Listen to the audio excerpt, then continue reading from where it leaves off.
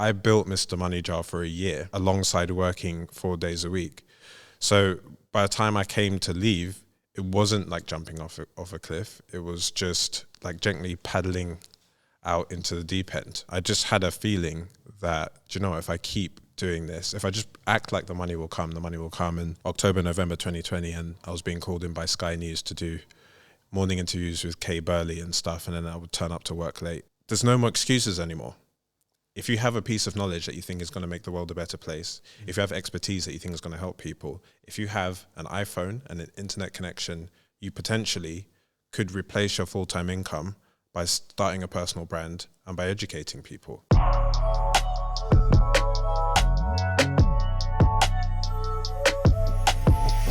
Yeah, it's interesting with stand-up in particular, like the ability to deliver like punchlines, because when I listen to some people can say the same exact things, but one other person says it in a much better way. Like they know how to deliver the line, even through the tone of voice or even just the patter of how they speak it. Yeah, facial expressions. You use your whole body. Yeah. So like when I say it's like boxing, it really is. Like there's a reason why the jokes are called punchlines.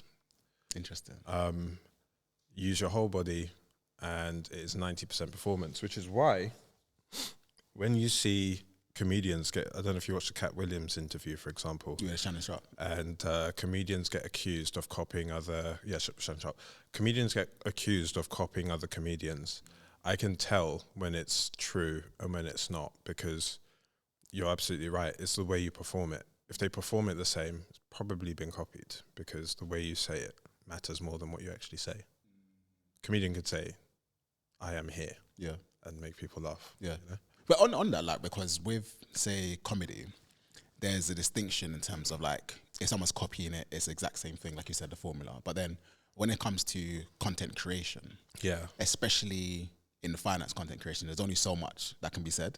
So do you sometimes notice if people are copying your content? Like, how do you even remain, or how do you keep that sense of, like, individuality as you're making your content? So it's very interesting. I've been on a really interesting journey with the word influencer. When I first started, do you know the normal distribution meme where like on the ends you got like the two people and then the person? So I started off identifying as an influencer, and then it was like very cringy. And then in the middle, so I've been doing this for 4 years. In the middle, I was like, no, I'm not one, I'm a content creator.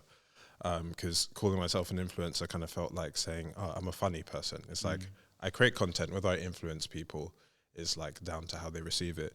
But now I'm out the other side, and I do actually think that I'm an influencer. I'm trying to change the way people behave around money.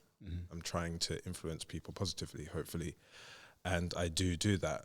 And if any content creator copies me, that is part of the job. Like I can't claim to want to influence people and then get angry when people copy me. True. It's part of the job. How do I differentiate myself though? You're right. When it comes to finance, a lot of the rules don't change. They stay the same year to year.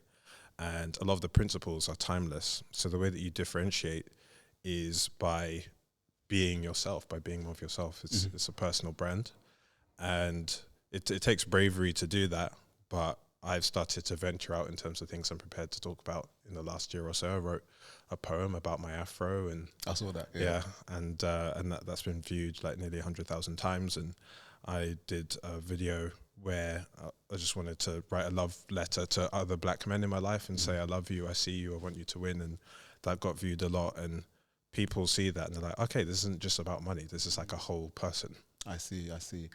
There's a lot of things through what you said, like accepting that people might copy your content, accepting your individuality in terms of what you want to do, accepting like your quirks or like interests through the love letter about your hair and love letter to other black men and things like that.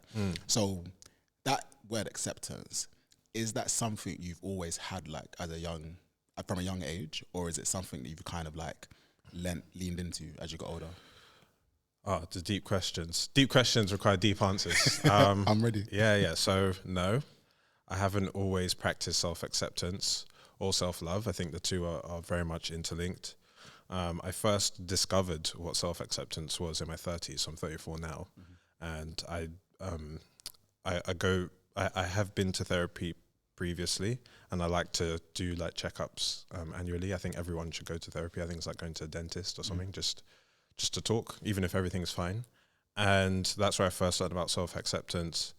And I think self-acceptance is a journey, and I think it's a practice.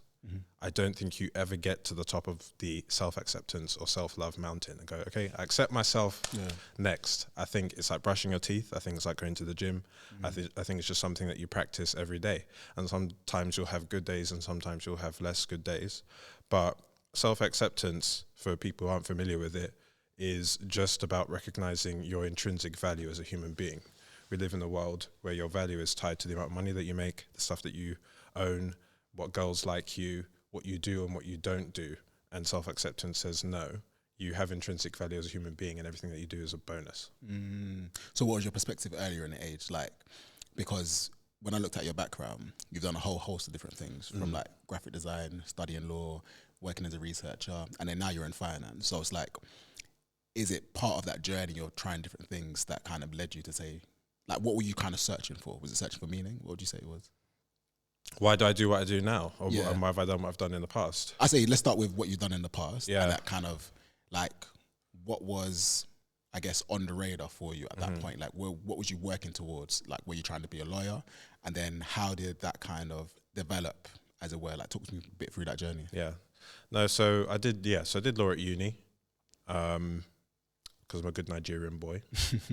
There was a lot of, at the time, it felt like pressure, but looking back, I know that it was love from my mum to do law. I knew immediately that I didn't want to do it. It was just not my thing. And I had certain financial difficulties at university.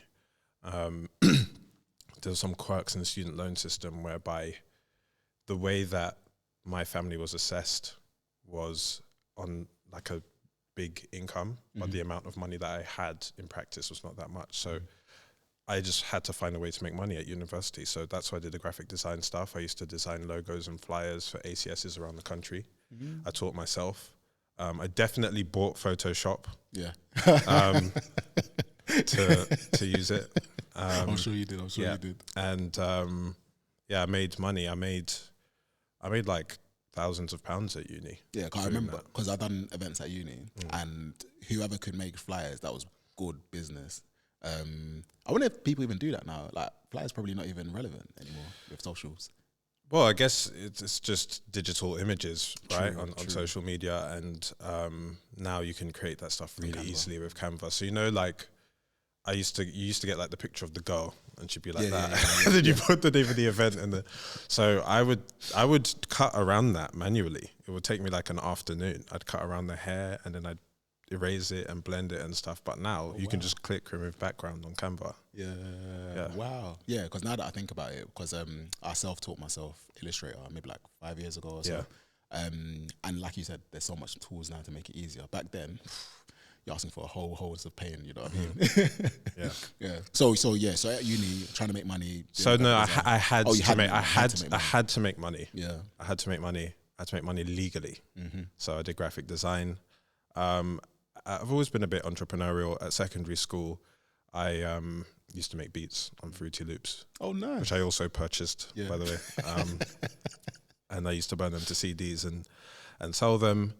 And so, for me, it's like you just see ways that other people are making money in the world. And then it's just like, if you can provide that good or that service, then you can make money yourself. Then I left uni. And I did financial PR as my first job, and that's where I first found out about money. I was on the research team. So people don't realize this about me, but I have 10 years experience as a financial researcher. And I've been doing, the stuff I'm doing now is not an accident. Yeah. You know, the 50K on Instagram, the financial advisor qualification, like this has all been in the pipeline. My first job was working in PR, selling in financial news stories to national newspapers and broadcast. And I would spend time on the ONS and like do consumer surveys and stuff. So I've been doing this for a long time. And in a way, everything that I've done in my previous jobs has led to what I do now. So like I did financial PR, then I did marketing. That's where I first found out what an influencer was. This was in 2017. And then I spent some time as a finance manager for a charity, and that's where I learned how to run a business. Interesting. So like through your experiences, that kind of taught you that you want to work in this industry, would you say? We live in a very interesting time right now, Yemi, where I think because of I've been thinking about this a lot, because of social media and because of the internet, we have globalized like knowledge. Information can change hands freely, a lot more freely than before. On top of that, there are more things to learn than there are hours in the day to learn them. So we all naturally specialize. So what I realized very quickly, and not just me, lots of other people realize this too, is that you can own an area of knowledge and you can deliver that to people through a personal brand. And because there are so many different things to learn, there's like an unlimited number of things you can choose from. So if you're a PT, you can set up a personal brand under that. If you are a doctor, you can set up a personal brand under that. And people will flock to you, the people that identify with you and the things you're saying and where you come from and your background and stuff, they will flock to you, and then you'll become the person for that thing. True. And it's for people to realize that the stuff that they know that's normal to them is actually not known to millions and millions of other people. But what I find the difficulty with that is because there's so many things to learn, so many courses, so many people showing you that you can utilize your knowledge and make millions of pounds with it, then you end up with like an abundance of options. Yes. And with an abundance of options, you end up like, what's the word? Like dilly-dallying in terms of what decisions you make. And noise. And noise, a lot of noise as well. And I think having that conviction to say that, okay, this is what I want to spend my time doing, because especially with a personal brand, it's so exposing. And I feel like if you have a personal brand in something, there has to be some level of conviction that this is what you want to be known for. So let's just take that PT as an example. He might want to make himself known as a PT, but then eventually he doesn't really want to do that. He actually wants to do something else, and he might feel limited within that. So how do you like kind of balance between the knowledge of, okay, there's so many things that are out there, but also the knowledge of this is what I want to be known for? Yeah. So I'm primarily known for money, and like it's in my name and stuff. So I decided to, and I recommend people who want to start a personal brand to lead with something with A, you want to be known for, but B, something that's durable. Money isn't going to go anywhere, or, you know, in all likelihood.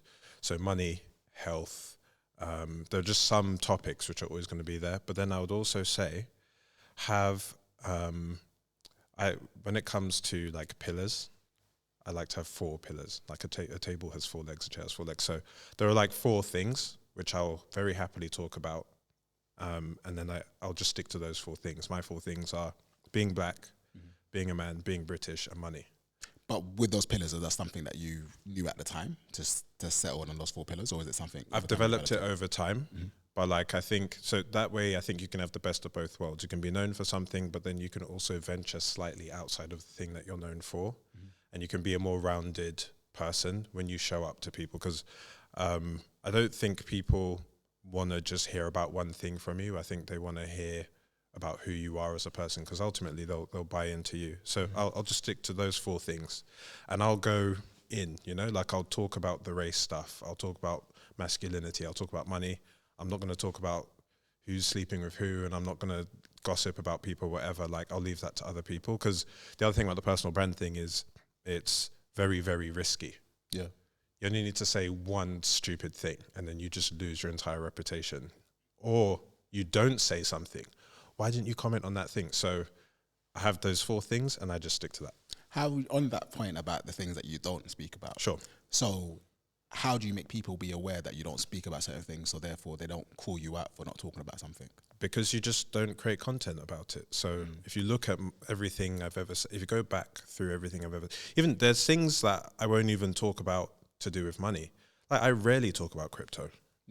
Oh yeah, that is true. Yeah, you can't find me recommending a coin to anyone or talking about it. I'm very, very interested in it as a subject. And I think that the future of money is cryptographic, but I think there's a lot of funny stuff going on in the crypto space. So I just don't talk about it. So people don't expect it from me. Because like you said, it comes with risk, and if you say something that goes pear-shaped for somebody else. Especially as a financial advisor. Yeah, interesting. So going back to when you was working with these different like marketing terms, finance, and then you said a charity as a finance manager. Sure. Right. So what was like on your mind at the point? What did you see that made you think that I could become a content creator in the finance world? So I'll be very honest. It's not like I knew 100% how things were going to pan out, but I had a vision for myself. And I was saying before, there's nothing I've visualized in my head which hasn't come true. I think visualization is very powerful. I had this hunch that if I start talking about stuff online, that people would gravitate towards that. And then I just took a series of steps, and when something worked well, then I would do it a bit more. And then if I got resistance from people, or from, if I didn't get good feedback, then I would stop doing that thing. Talk to me about these steps. Like things that I did. Quite interesting. So things that I've done loads of things that I've done that haven't worked. That haven't disproportionately worked. Because sometimes you do something and everyone's like, wow, you need to do that again. But I did a boot sale once. A boot sale? A boot sale, yeah. What do you mean? I found the venue and I got people to bring their secondhand stuff and sell it, and then people came in off the street into the venue and they were buying stuff, but it was a lot of hard work and a lot of the stuff didn't sell, and there's a lot of weirdos who just kind of came in and didn't. So I was just like, maybe don't do that. When I first started creating content, it wasn't on social media. I don't actually have a personal social media presence at all. Like my personal Instagram, for example, has no posts and no followers. I'm a writer because I come from that personal relations, public relations background. So my first platform was actually a blog, but no one read it. So that's why I ended up on socials, because that's where everyone was. And it was just about giving them the financial stuff by any means necessary. Got it. Where did you start on? What type of finance topics did you start with to begin with? I started out with rules, so like taxes and salaries and the stuff that doesn't change too much. And I talked about investing a lot. But I think what got me noticed was the way in which I did it. So if you go to my feed and you scroll down, you'll see my red infographics.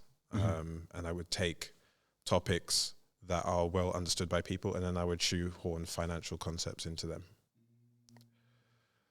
Like comparing the income tax system to the Nando's peri-peri scale, for example. Like that's just how that's quite a creative way to do it, right? Yeah. Because I think with finance topics, like every finance creator will, I guess, aim to break down finance topics in a way that for people to understand, but it's actually different. If you can actually compare that to the peri-peri scale, then that's quite an innovative way to kind of showcase it, Because when it comes to finance, there isn't an understanding gap, there's just a knowledge gap.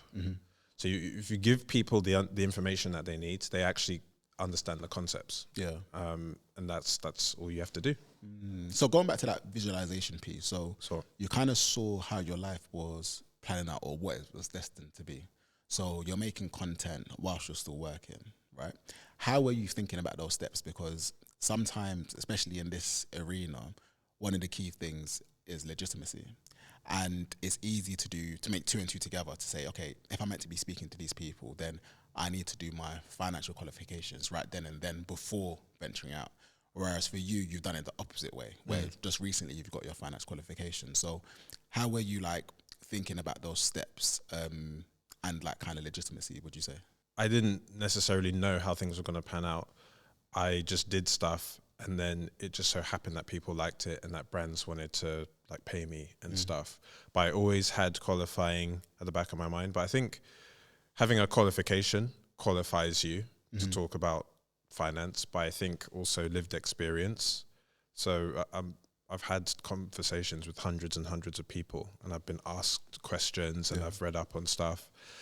And I also think that having a social following and being trusted also qualifies you to talk about stuff, because if you're a trustworthy person, people are way more likely to listen to you than someone that they don't trust. And that's why having a personal brand is so powerful. So I think there's lots of different ways you can qualify yourself to talk about something. But then I guess when everyone is trustworthy and when everyone has a big following, it's kind of like inflation in a way. It's like, how do you then differentiate yourself further? And that way is by actually taking exams and getting a certificate that says that you know what you're talking about, even if everyone else knows what they're talking about. Yeah, I totally agree. And I think, especially when you're in your 20s and people talk about a financial advisor, it seems a very, like, I don't say like a daunting word. Like, you need to have a certain amount of assets before you can speak to a financial advisor. And there's that differentiation between financial guidance versus financial advice. Sure. And like, when you're able to go and get, say, financial guidance on like type of credit cards, type of tax, this and the other, I know when you need to deal with a financial advisor, then you have those extra qualifications to take people up that, I guess, learning curve, as it were, or like education curve, or even financial curve, like starting with just basic savings to pensions. And that's when I think pensions is probably one of the most complicated things. And if you have someone who has the right knowledge and the right qualifications, then it can guide you properly. Pensions is a topic I'm really passionate about. There's about £15 trillion worth of household wealth in the UK, according to the ONS. Mm-hmm. It's pension wealth, financial assets, property wealth, and physical assets, so stuff like jewelry and cars and stuff.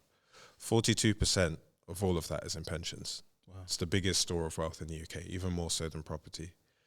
And this is because you have the 30 million or so PAYE earners paying into their pensions every month. Over the course of a 30 or 40-year career, the money's invested, and you can then draw upon that money when you come to retire. And in my years doing this, you realize, and the other point is that wealthier people have a higher proportion of their wealth in pensions, and people who are less wealthy have a higher proportion of their wealth in physical assets. So as I've been doing this over the years, and I've spoken to some really wealthy people, like millionaires and so on, you realize that wealth is largely invisible and largely silent. It's the stuff that you can't see. And the irony is that by parting with your cash to buy the stuff you can see, you actually give your wealth away in many instances. That is interesting. But I guess it's because you have a lesser proportion of money to, I guess, throw away. It's like that degree of certainty, like assets are certain. I think sometimes people, like, you know, when your pension comes out of your bank account every single month and you're questioning, why is it taking away money? Like, future me can deal with it later. Sure. The idea of delayed gratification doesn't come easy for most. Which is why I encourage people to have a monthly finance routine whereby you look at all of your assets and liabilities. I was actually having a call with someone over the weekend about this. If you can just get into the practice of logging into your pension account and just looking at what your pension balance is once a month, that is a really good thing to do, because yes, it's for future you and it seems really arbitrary, but essentially all you're doing is you're transferring a set amount of money into a long-term investment account every month. And you will be able to access it. Well, at the moment it's age 55 and that's going up to 57 in 2028. You will be able to access it at some point. It does form part of your net worth. It sits outside of your estate for inheritance tax purposes. If you die, it can be passed on to beneficiaries and stuff. So just because you can't access the money doesn't mean it's not yours. It's there. I need to go check mine, boy. I ain't checked mine in years. Yeah. So, and if monthly is too much, even if you do it once a year, like New Year kind of time, just because there's 27 billion pounds worth of lost pensions, right? That's crazy. That is crazy amount of money. It's lost though. It's not actually lost. It still belongs to you. It's still being invested. It's still growing. But because we all live and work for so much longer, the average person's going to have 12 jobs in their lifetime, which if you think about it, over the course of 30 years, is a new job every 3 years. So that's kind of normal. It means that if you join a company, they open a pension for you automatically through auto-enrollment, and then you leave that company and you move house. From the minute you change, you don't tell your old pension provider about your change of address. That money is designated as lost. So there's a job to do either now or when you come to retirement age, to locate all of those different pots and then to either consolidate them or decide what you want to do with them. Yeah, because I've got a job that I had when I was like 18, 19 with Network Rail. And I literally did try to email them to figure out like where my pension is, and they couldn't tell me anything.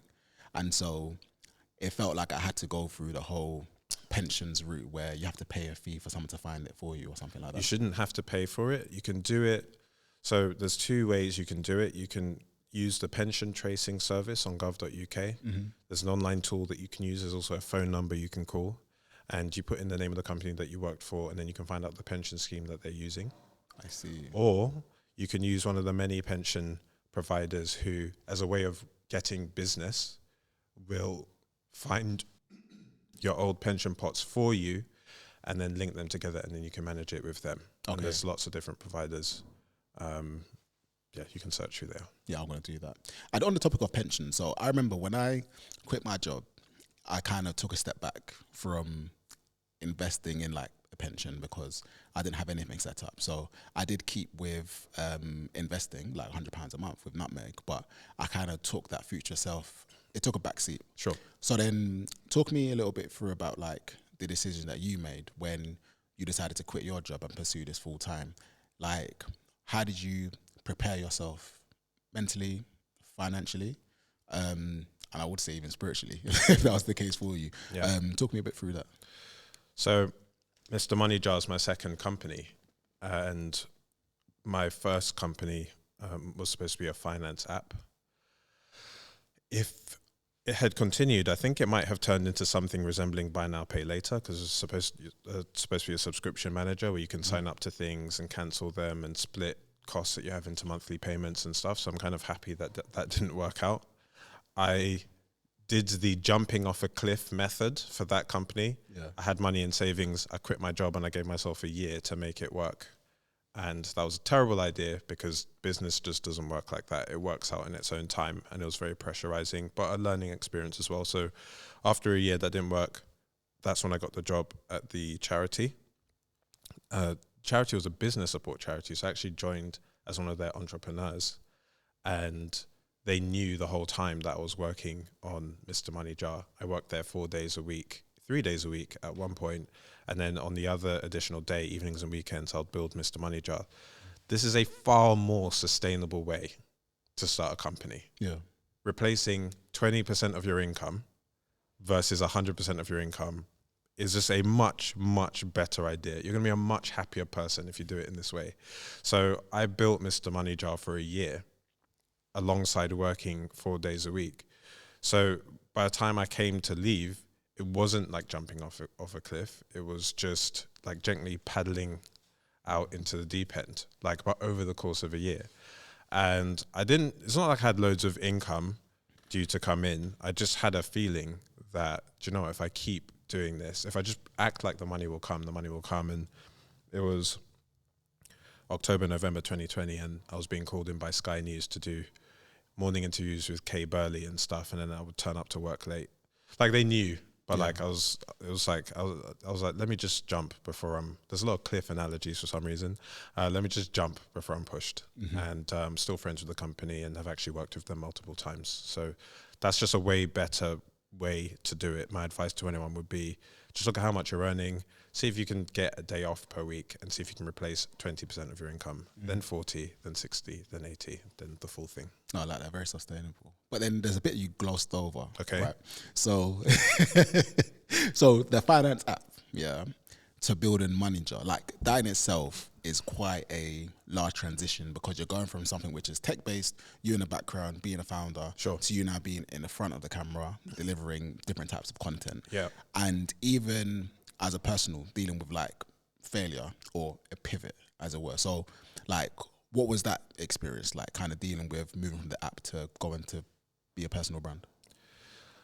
I didn't see it as a failure per se. I was disappointed that it didn't work out, but I didn't see it as a failure because we know what the stats around startups are. Like most of them just don't work out. It was my first time doing it. And I think even from the setup, I gave myself a year to make it work out. So I knew that there was a percentage chance it wouldn't work out. And I did a thing that we do in investing, which is called capping your downside, which is you can take calculated risks if you can work out what the worst possible scenario, if you take that risk is. And the worst possible scenario with that first company was that it wouldn't work out and then I would just get another job. So whilst I was disappointed that it didn't come to fruition at the time, I knew that there was a percentage chance that it wouldn't work out. Why didn't it work out? I'm not a technical founder. So I worked with a friend at the time. I worked with a few friends at the time, and one of them had technical expertise. I think that it was quite early. So if you look at now, there are actually quite a few products that do a similar thing to that. But also, I think that the position I'm in right now as a content creator, an influencer, is far more sustainable as a business model, because what I was building then was being one of the apps in the market, but now I'm the person who talks about the apps. So it doesn't really matter whether, I'm it's called capturing the middle, right? Like you make the operating system, not the software. And Apple did that and Microsoft did that. So that's just another switch that I made at the time, capture the middle. It's interesting because I kind of went the opposite way. Okay. Where like I had such a big interest in fintech. Like I was listening to the podcasts, going to the events, like all of that stuff. And alongside of that, that's when I started making content. And the goal was, how do you make that content digital into an app? And at the time it was, can't remember the name of the regulation now, but it was open banking. There we go. Yeah, open banking regulation. And like the idea of how do you make some kind of super app that will connect to all your bank accounts, do everything. Like we talked about this at the time. Yeah, you probably did. Yeah, we did talk about this at the time. Yeah. Like 2017, 2018 times. Right. And it's funny because at the time you're thinking something is so like groundbreaking, that's going to change anything. But then when you take a step back and like put yourself in the shoes of the consumer and realize it's something actually like a feature, or is something actually going to make your life different. Yeah. And even at that time, like so many of these banks were starting up, all these neobanks, right? And I remember there was one bank that launched, maybe like 2019 or 2020. But now neobanks have been established. And I was like, what are you here for? Like, what are you launching? Because that kind of fintech world, it just became so repetitive, like the same type of companies delivering the same type of benefits. And to actually come with something really innovative, you need to know what you're doing and actually have deep pockets to do it. It's quite hard.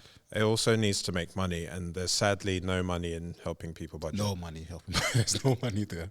All the money is in getting people to buy stuff. Yeah.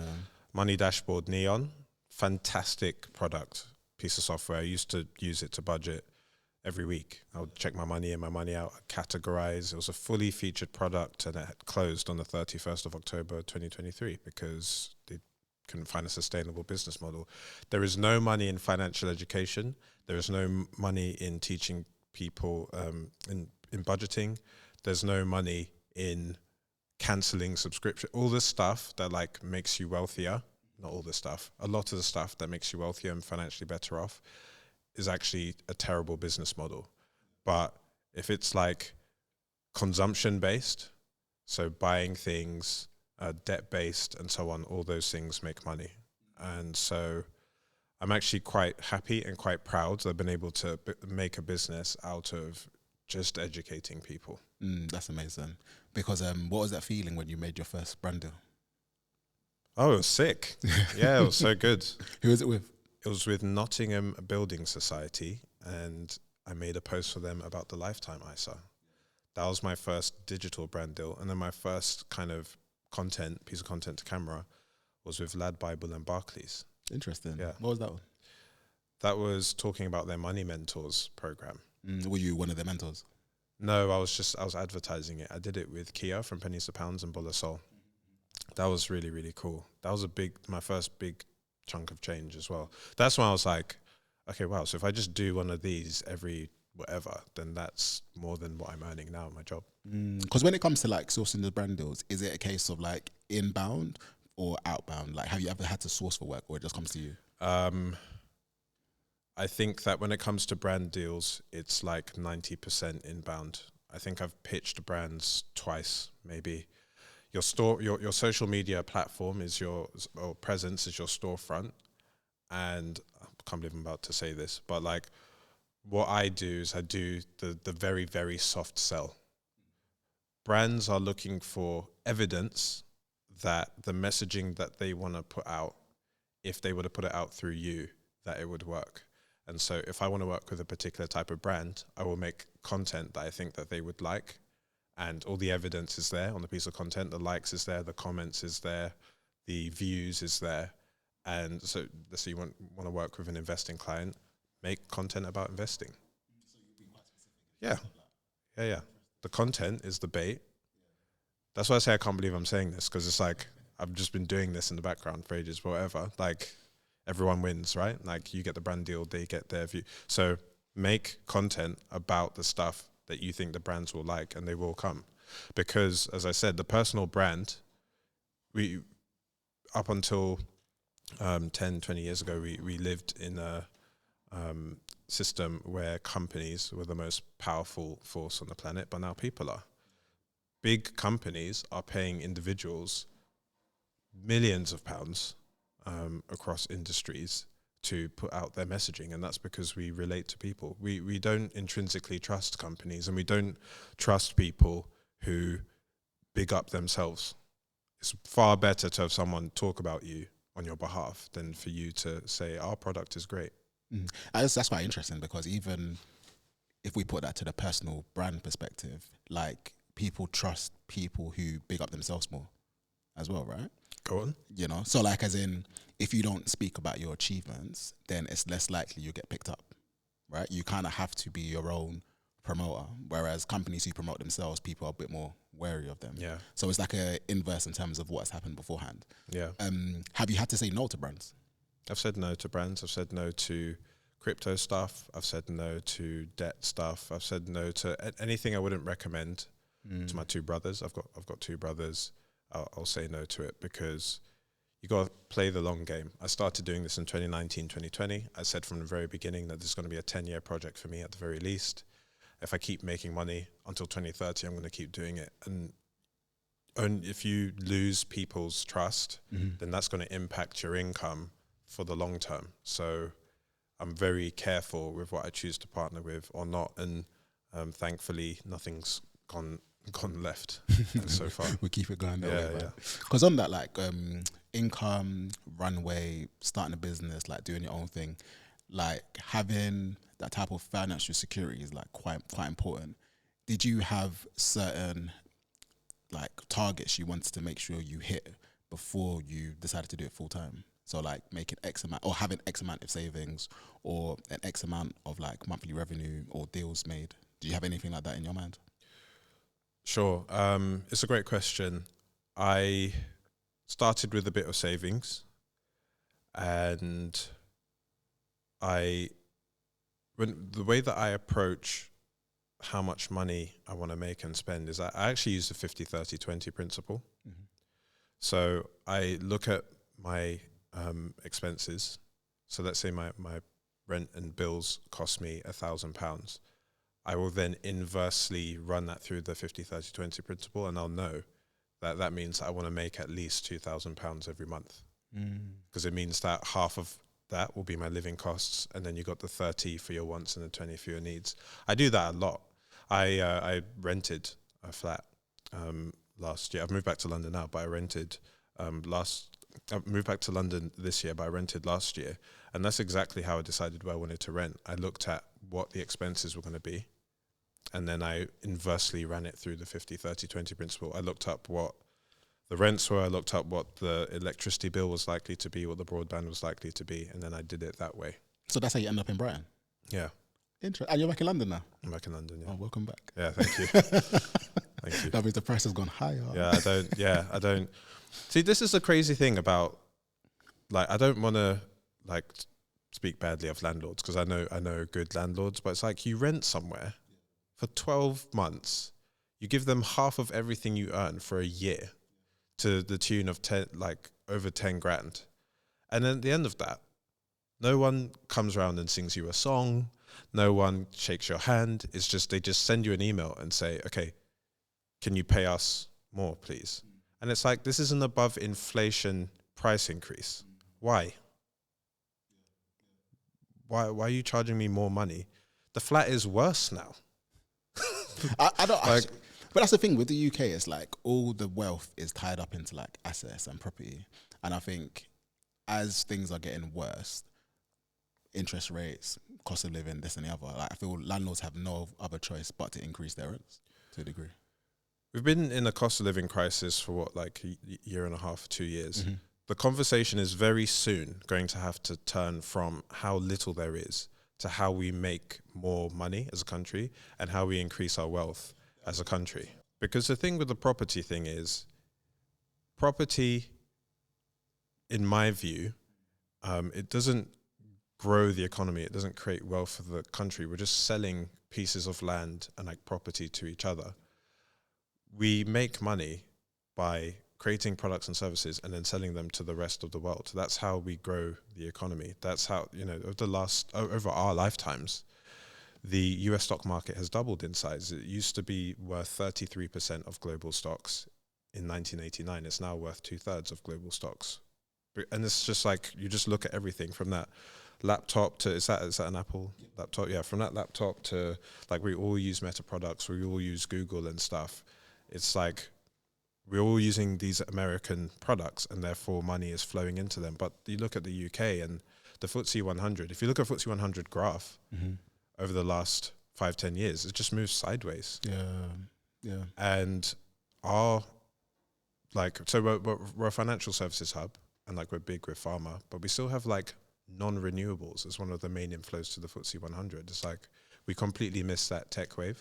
I don't know what it is with the UK, because I remember when I was studying like economics in college and at uni, and when we spoke about the UK was no longer a goods-based economy. It was like services. Everything's going to be service-based. But then those services are going to be eroded through technology advancements, right? And at the same time, you've got other countries in the world who are coming even better with their services at a much competitive rate. So you're right, like that conversation of how we're going to build wealth is not really happening. And until the powers that be admit certain but they're decisions not going were to made, do that. And that's why we're in trouble. They're not going to do that because I'm going to try and be balanced. The government isn't going to admit to any wrongdoings in their defense, because we have a political system that does not reward people for saying we made a mistake, we're sorry. But that's down to us though. If they go on, that's down to us as an electorate, right? Because similar to, I can't even say this, but similar to the US, right, where you have Donald Trump most likely going to be the new president if he busts cases, which is wild.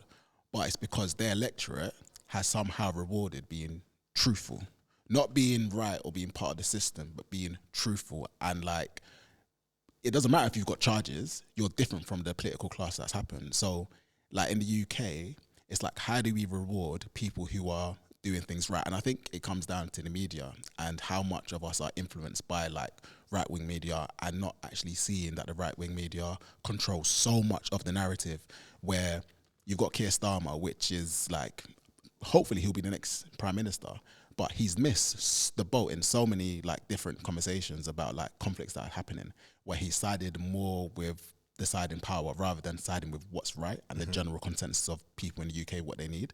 So I don't know, I feel like when we can reward someone who's able to speak truth to power, can also be on our side and actually like be rewarded for saying things like Brexit is dumb, saying that, yeah, we need immigration, but in the right way in order to boost the service that we need to, because it's just not rewarded. You know what I mean? So I think like, how do we get to that point is the question. Yeah. I think we need to go further than truth. I think we need honesty. You can be selectively truthful, but when you're honest, you're telling the person what you think that they actually want to hear. Yeah. And I think there's going to be a huge shift in the way that this country is run. So yeah, we have a political system which does not reward people for holding their hands up and being honest or being truthful. But then the current government has been in power for so long, almost a decade and a half, that no matter how far back we go, it's like all the stuff that's been messed up has been under their watch. Yeah.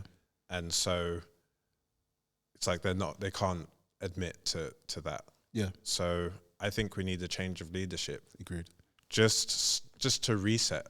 I'm not saying that whoever takes over is going to do a perfect job. Of course not. Running the country is like really difficult. There's 77 million people in this country, but I think it would be ruinous to have 5 more years of the same thing. I totally agree. And I say that as a fairly apolitical person. Yeah, I totally agree. I think it's time for something new, because when they're fighting over their own political ambitions than what's right for the country, you got a problem. And I would also encourage everyone to vote. Yeah.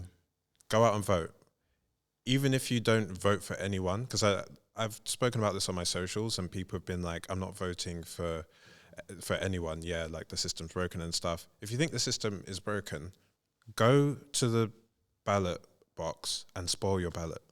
Draw a massive penis on your ballot and let the people in power go, oh my god, there's 50 million penises on the, like, we need to do so, like, do something. Yeah. Let them know that you don't support it. But to not vote, we saw what happened with Brexit. If you don't vote, then the people who do vote get what they want. Yeah. Talking of people and the UK as a whole, like, one of the common themes that have been coming out over the last few years, especially with strikes, is this kind of penalization for being ambitious.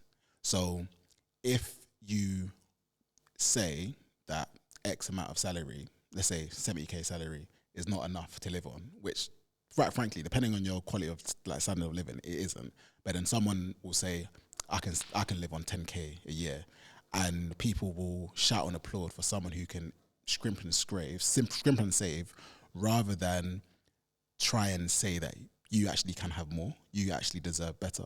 So there's like this British psyche of stiff upper lip, or you've got to be happy with what you're given. That is a hard mentality to break. And I wonder how that can be broken in order for us British people to know that we deserve more. That kind of pivot from people wanting to save more to start earning more. Like, sure. Have you seen that shift happen? And what will it take for people to try to change their mentality from, like, saving X amount of coffees to trying to make more money for themselves and their family? I think the mindset shift is a simple one. It's not an easy one, but we need to shift from thinking from a place of scarcity to a place of abundance.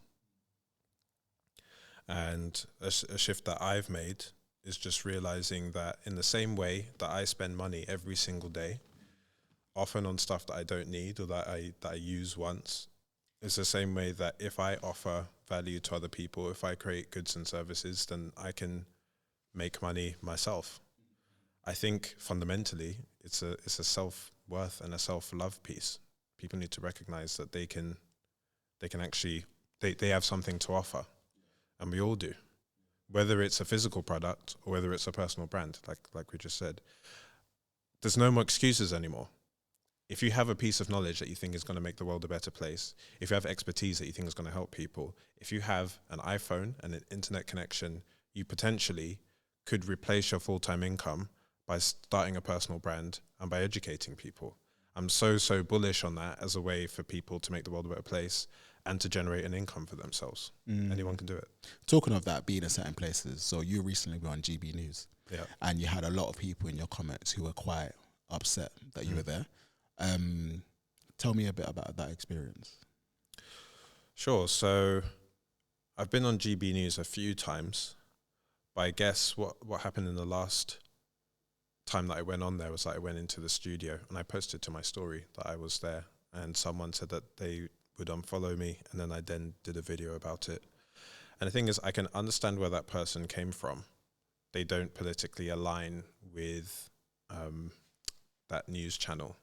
And previous times when I've been on that news channel, I've gotten some really racist things said to me by, like, the commenters and stuff, and I was a bit apprehensive from that perspective of going on again.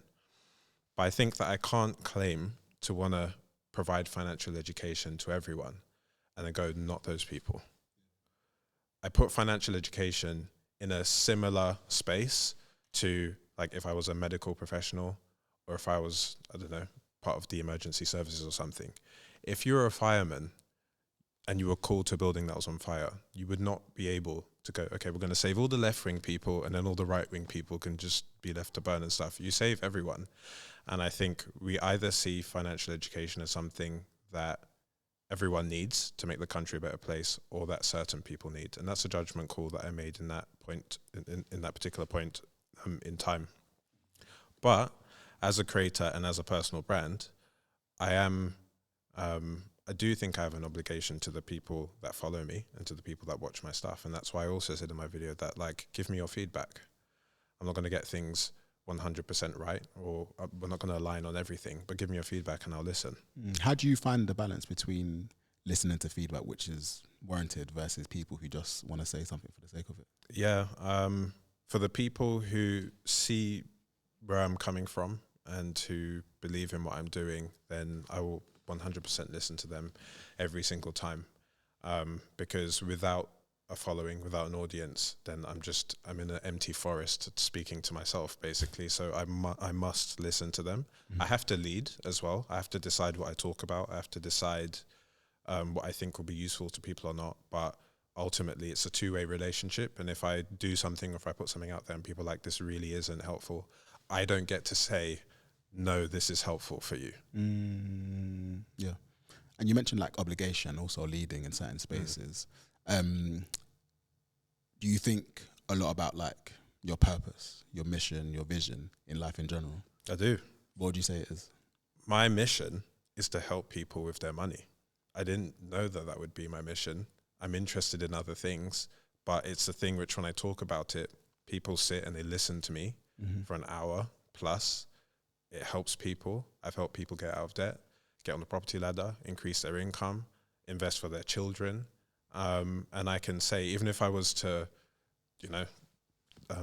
be hit by a truck later on today, I've actually lived my life in a way where I've tried my best and I've helped people. And I think that's what we're all here to do, is to find the thing that you're disproportionately good at and then use it to make the world a better place. I love that. And have you ever felt like boxed in because you have talents in other places? I do. I am boxed in. I have, to a certain extent, commoditized myself. How do you feel about that then? It can be, you need to have boundaries.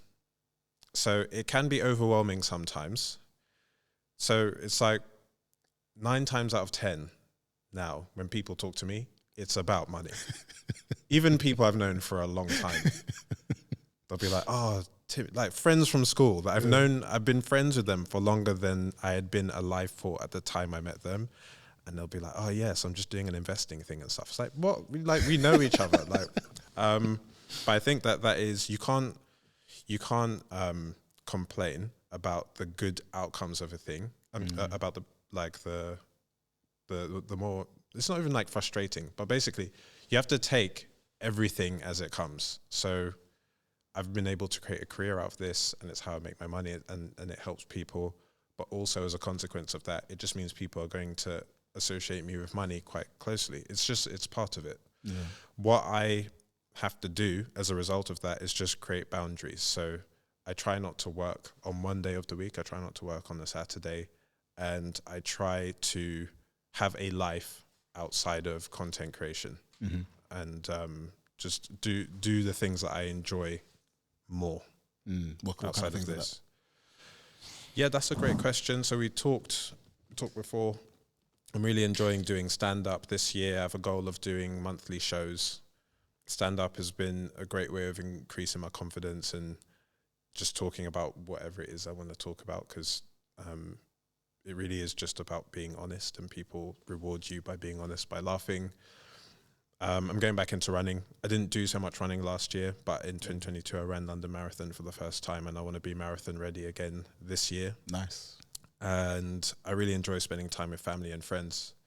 I think wealth is financial, of course it is, but true wealth is having people in your life that you love, that love you back. And when you're on your deathbed, you're not going to be thinking about the car you had or like the clothes that you had. You're just going to be like, okay, what did I experience, and who did I experience it with? The dream is to be able to like live your job, yeah, as it were.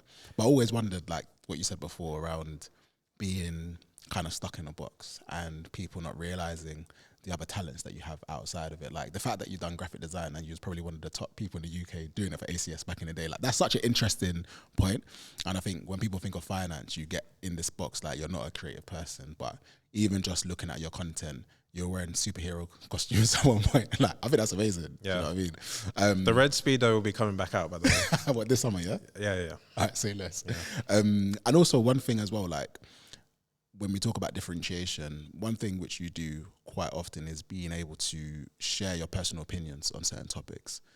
Now, sharing your personal opinions can be quite daunting because it's about being right or being in the right place or whatever it may be. So like, how did you build your confidence in sharing your opinions online, would you say? Yeah, another great question. What you do is you couch you back up your opinions with facts. So whenever I speak about anything, I'm using data, I'm using statistics, I'm using stuff that's actually happened, and then I'm talking about how I feel with regards to that, because you can't really disagree with data or statistics. And well, actually, no, some people will do that, but I'll just be like, but this is the data, and then you're just sharing about how you feel based on that, giving my opinions based on my lived experience and things that I've been through. Again, this is what I experienced, so you can not like it, but it's what happened to me.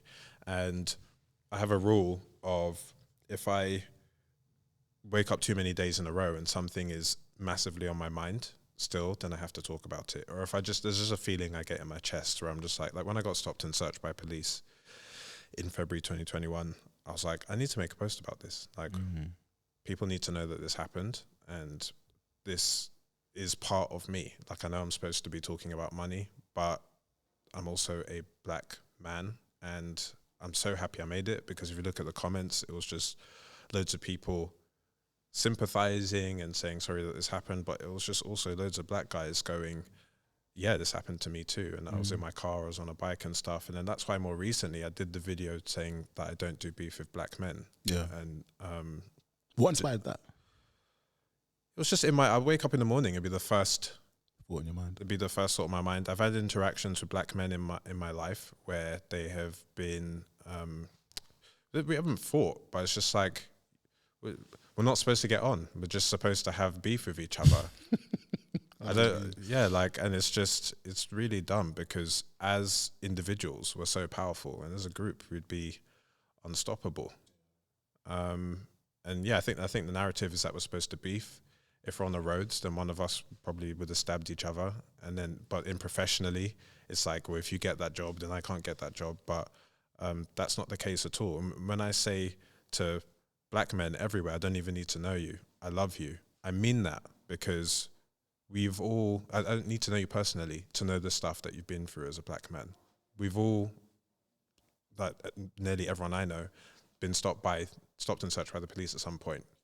We've all had people cross the street when we're walking home at night. We've all been in the supermarket carrying our shopping like freaking Rafiki so that the security guard doesn't follow you around the shop. I know that we've all been through these things. So why are we fighting? We're the same person. Your success is my success. Your pain is my pain. Like, that's just it. No, I totally agree. And again, it goes back to your pillars, the 4 pillars that you designated at the start. I like it. Always come back to that, man. Yeah. How do you go about like content creation then? Like, do you start with those 4 pillars and then go down? Like, how do you ideate, would you say? Yeah, there's lots of different ways I put it through, but like, yeah, I got the 4 pillars.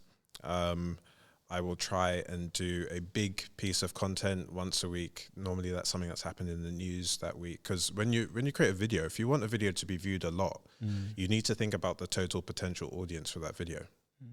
So if you talk about a super niche thing that only applies to a few people, then it will only be viewed by a few people. If you talk about something that happened in the news that week, or about big sweeping things, so because only 7% of British adults have contributed to stocks and shares ISA, if you talk about investing, you're automatically speaking to all the 90% of the population. If you speak about property, because a third of people still rent, you're speaking to a third of the British population. Student loans, salaries, taxes, you talk about the big stuff, then all of a sudden, hundreds of thousands of people are watching it and sharing it and stuff. Now I've got the MrMoneyJar show. I'll post podcasts, because I think podcasting is like one of the, if not the most powerful formats, because it's just very, very efficient. If we're both creators and we both do an episode together, then my audience sees you and your audience sees me. Rather than you doing a 1-hour video and me doing a 1-hour video, it's both of us in the space of 1 hour. So it's just respectful to everyone else's time as well. So I've got the podcast content, and that's really helped to grow my my social following. And then how else do I decide what to talk about? Yeah, if I feel like something, and it's scary, but if I feel like talking about something, then I will, and like for multiple days in a row, I'm just like, you need to post that thing, you need to post that thing. I will just post it, because you don't want to die with your best ideas in your head. You want to get it out there and then see what people say. And if it's whack, then just don't post it again. It's fine. Nice. So there's so many gems that I'm just like, wait, I can't wait to listen to it back. But Timi, thank you so much. I've got a couple quick fire questions for you before we wrap up. So my first question, for someone who's thinking about quitting their job or changing careers, what financial tip would you offer them? I've just got to say this, that because 79% of workplace employees play into a workplace pension thanks to auto-enrollment, this percentage falls to 31% for the self-employed. So most self-employed people don't pay into a pension. Rewind back to what I said before about pensions being a huge store of wealth, an investment, a way for you to save for your future self. Open up a SIP, self-invested personal pension.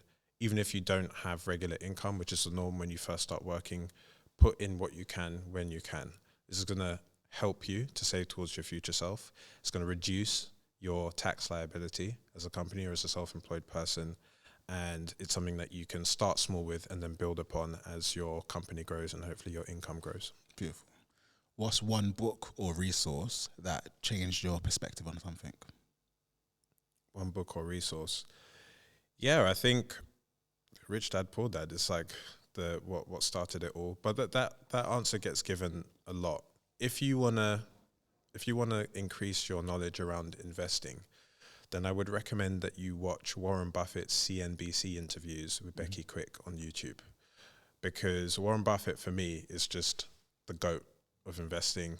I've watched countless interviews. I've read almost all of his annual shareholder letters from Berkshire Hathaway. And the guy is like almost 100 now, and he shares a lot of great investing advice, but also a lot of great life advice. So he talks about marriage. He talks about why he bought his first home. He talks about kids. He was born at the tail end of the Great Depression. He's lived through the Cold War, the Second World War. He wrote a shareholder letter like in the aftermath of 9/11. Like he's pretty much seen it all, and he teaches so much.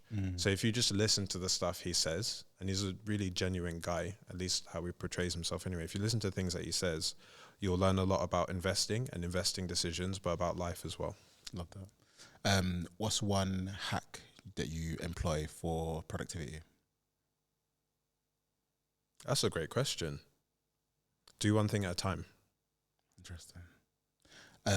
What's one piece of advice that you hear people give all the time, but you actually think it's bad advice?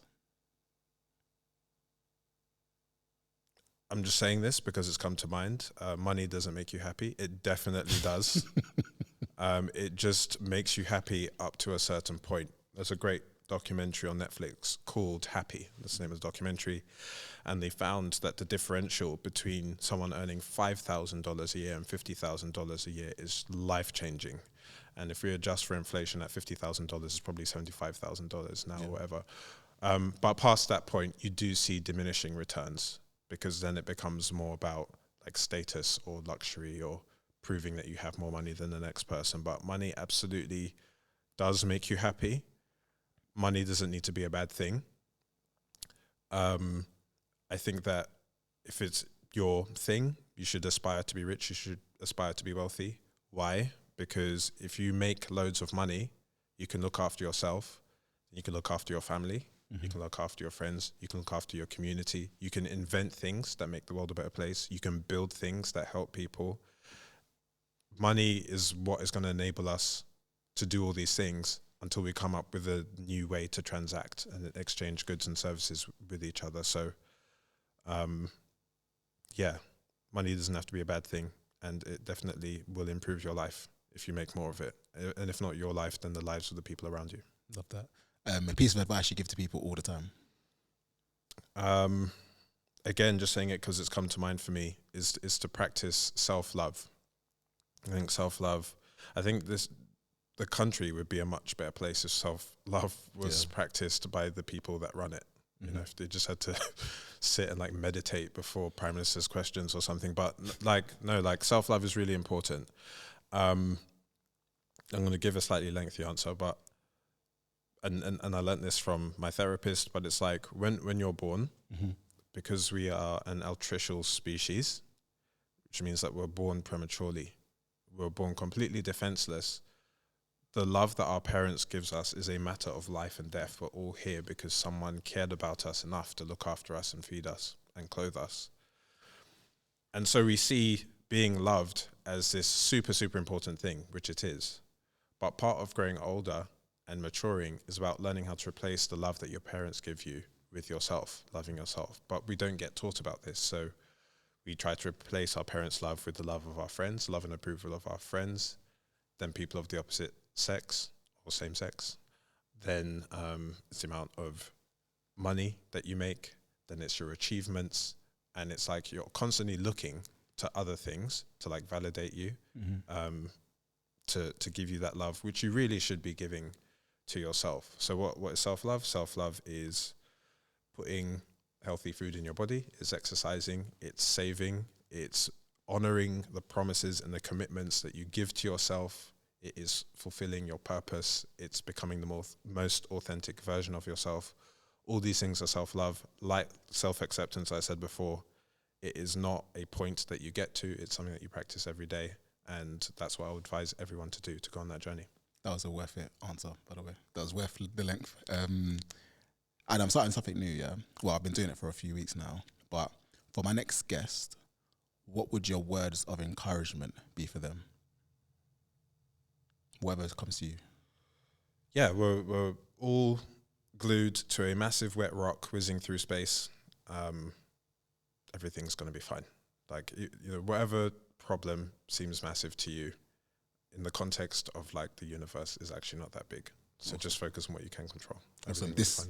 I love that. So this is from the last guest for you.